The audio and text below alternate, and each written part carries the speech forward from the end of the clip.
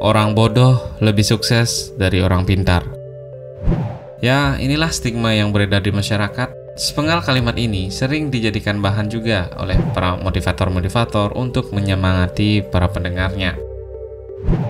Dan stigma ini juga sering dijadikan alat untuk memuji seseorang. Misal, coba deh lihat, orang itu padahal dulunya bodoh, pernah tidak naik kelas, drop out, tapi nggak nyangka ya, sekarang dia bisa sesukses dan sekaya itu. Dan sebaliknya, tak jarang juga stigma ini digunakan untuk menjelek-jelekan orang.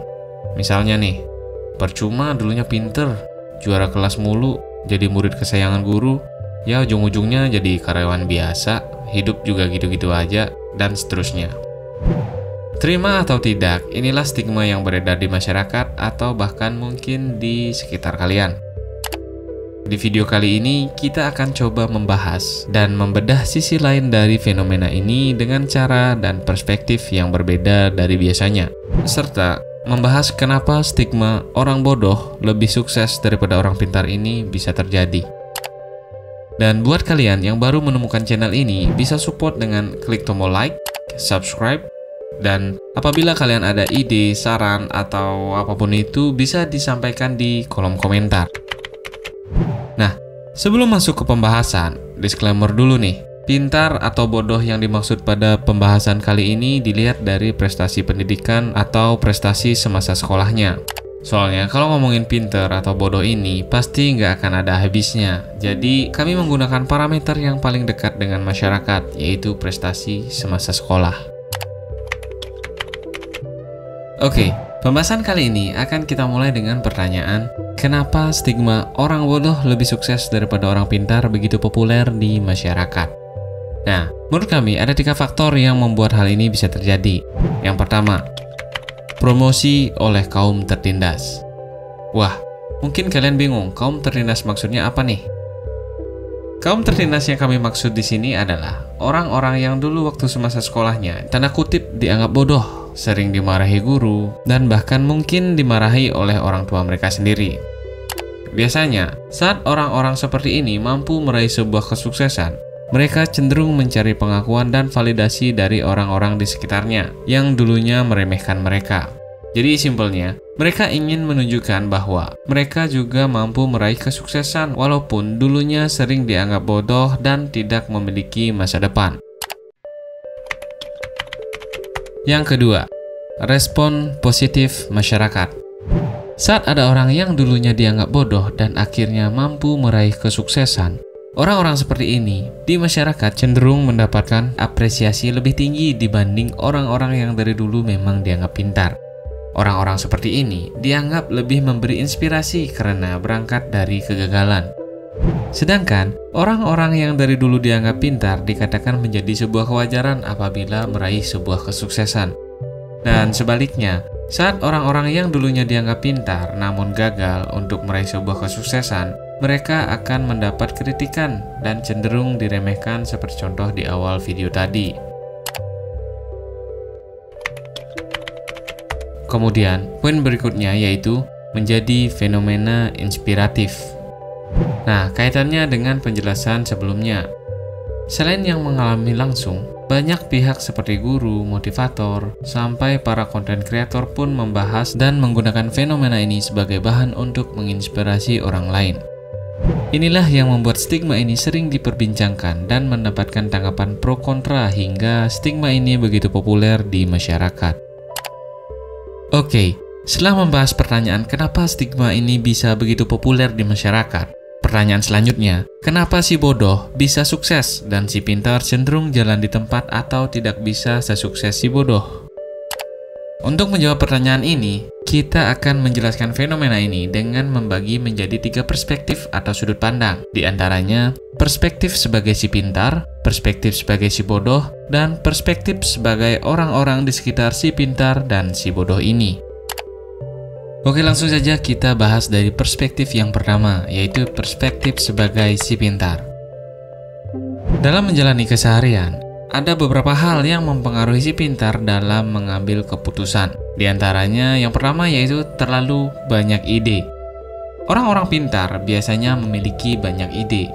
Di atas kertas, ide memang sangat diperlukan dalam meniti kesuksesan. Namun, karena terlalu banyak ide ini terkadang membuat mereka bingung untuk mewujudkan ide-idenya, terlalu banyak perhitungan, pertimbangan, hingga muncul keraguan-raguan. Dan pada akhirnya hal ini akan membuat mereka tidak fokus serta terlalu banyak membuang-buang waktu untuk memilih ide mana yang akan mereka wujudkan.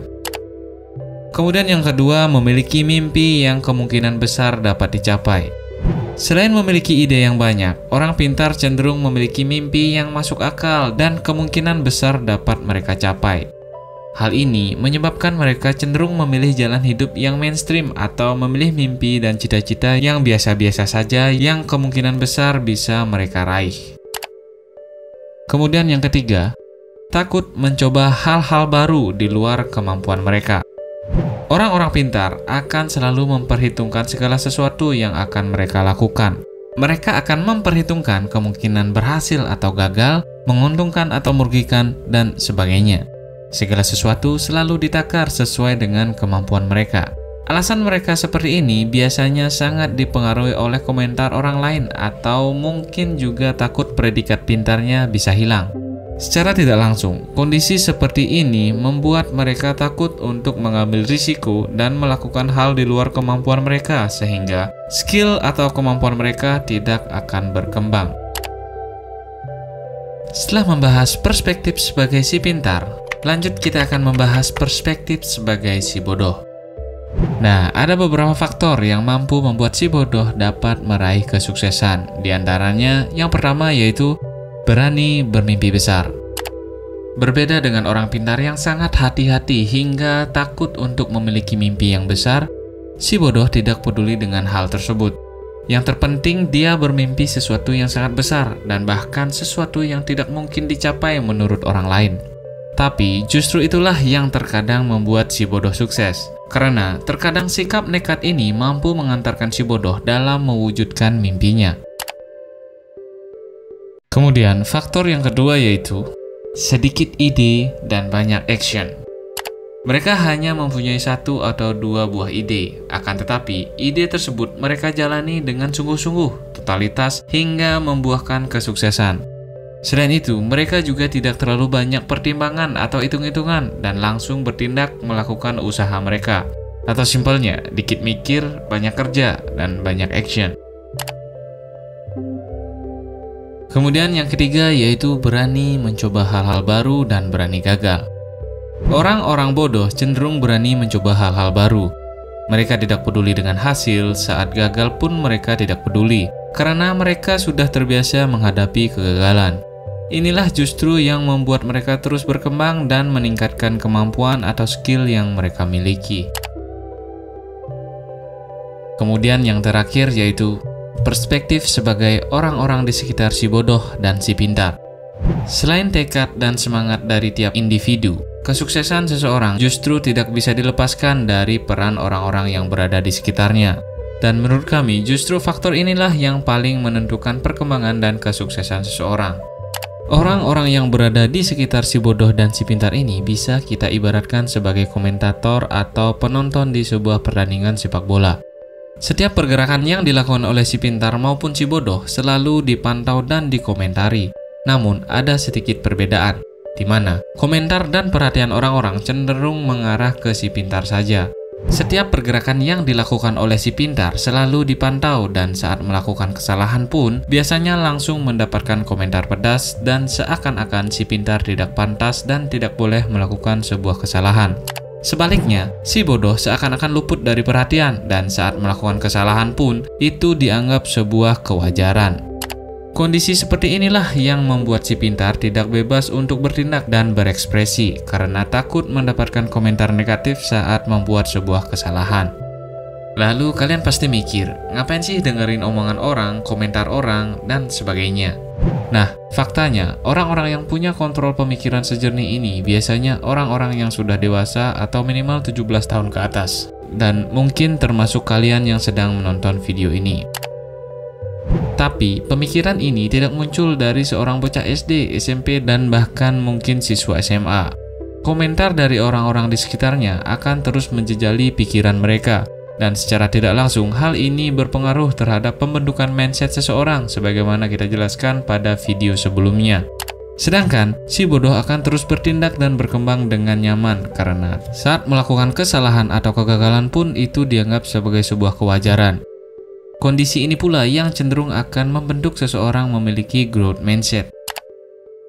Bisa dikatakan, inilah privilege seseorang yang dianggap sebagai orang bodoh. Dan orang-orang dengan growth mindset ini biasanya lebih bisa bertahan atau survive dalam menghadapi dan menjalani kehidupan yang keras ini. Perlu dicatat, inti dari pembahasan video ini bukan mengajak kalian untuk menjadi bodoh atau mengglorifikasi kebodohan itu sendiri, melainkan kami hanya mencoba membedah kenapa fenomena orang bodoh lebih sukses dari orang pintar ini sering terjadi. Dan kami juga berpesan, buat kalian yang selama ini merasa sering berkomentar miring atau bernuansa negatif, mulai sekarang ciptakanlah suasana yang nyaman bagi orang-orang di sekitar kalian untuk bertumbuh, berkembang, dan berproses. Kemudian, buat kalian yang selama ini dianggap pintar, teruslah berproses dan berusahalah mengabaikan komentar-komentar negatif walaupun itu dirasa cukup sulit. Jadi intinya, ambil baiknya, buang jeleknya, atau mungkin jauhi orangnya apabila menurut kalian mereka terlalu mengganggu. Dan terakhir, buat kalian yang selama ini dianggap bodoh, manfaatkan terus privilege kalian. Sekian video kali ini dan terima kasih.